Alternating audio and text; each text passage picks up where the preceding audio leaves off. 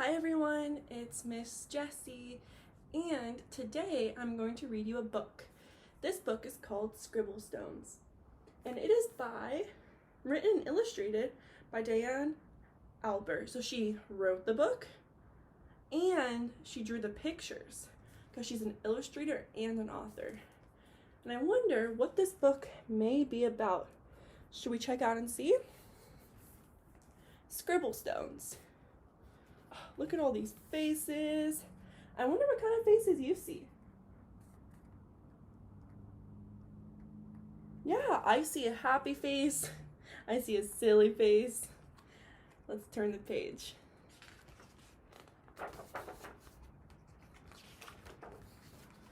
And it says, "To my children, Ryan and Anna, who love to play with a giant stone pile in the backyard," which inspired this story. So she wrote this book for her kids. This story is about one happy stone who was gray and round and rarely alone. He lived with all the others, all stacked in a pile, and waited calmly with a large, friendly smile. I wonder if you see him on the page.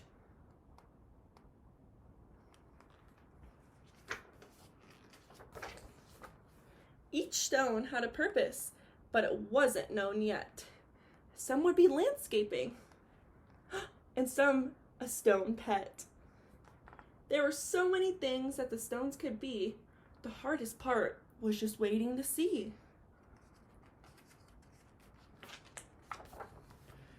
Stone knew that his purpose would brighten someone's day. He just wasn't sure how or in what kind of way. He imagined the things that he might soon become as he watched all the stones get picked one by one. But his happy face slowly turned to a frown as he watched the tall pile start to dwindle on down. So dwindle on down means it slowly went away. All the rocks started finding their own homes. And although he was worried, he tried not to care until it was clear he was the last one there. Aw, poor stone. So sad. Then it finally happened. The stone was quickly picked up. He was placed on a desk next to a very large cup. I wonder what's going to happen. As Stone looked around, he thought, "This is so great." But he soon discovered he was a dull paperweight. "I'm supposed to bring happiness and not hold paper still. There must be a mistake. This just can't be my skill." Aww. He doesn't want to be a paperweight. I wonder why. Then, all of a sudden, a splatter flew high, and then some bright scribbles came wiggling by. Look at all those colors. I wonder what's going to happen. They were headed right toward the short paper stack, and they filled up the paper on the front and the back. They were all making art. It was happening so fast. Stone feared that the paper would simply not last. I wonder what's going to happen. He couldn't believe just how much the pile grew. Then he heard a small cry from the Fun Splatter crew. "We knew that this pile was getting too tall. There's no more paper. We have used it all." The scribbles all cried. They now saw it too. "This is a disaster. Oh, what will we do?" Stone didn't want the scribbles to cry, so he thought of something that they could all try. He slowly rolled down the very large pile, and I said, "I know how to make you all smile.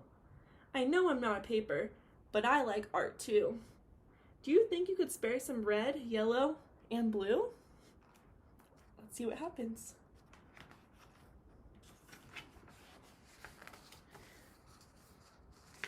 They loved the idea and could not wait to start. Scribble began making a happiness heart.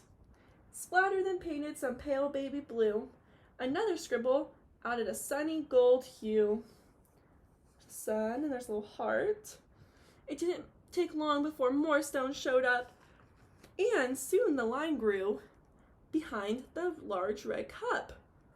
All these rocks started lining up to get colored. To Stone's surprise, he was picked up once more. He had never heard of this happening before. More art was added and he was on his way to become a small gift to brighten someone's day. Oh, he has a bow on his head. It's so nice of him. Nearby, another stone's journey had begun. He was spreading such happiness and having great fun. There's a star. This one has a star, but it has lines on it too. More stars. Every time he traveled, someone added their part. Sometimes just a scribble, sometimes fancy art. So wherever he went, a new person added something. That's kind of cool. Oh my gosh, I wonder what that is. You guys know? You know, friends? That's the world. With each new layer, there was a story to share, and soon Scribble Stones were seen everywhere. They traveled the planet. It was quite an event, bringing happiness and fun wherever they went. Now thousands of stones inspire creativity each day, all because of a paperweight with a will and a way.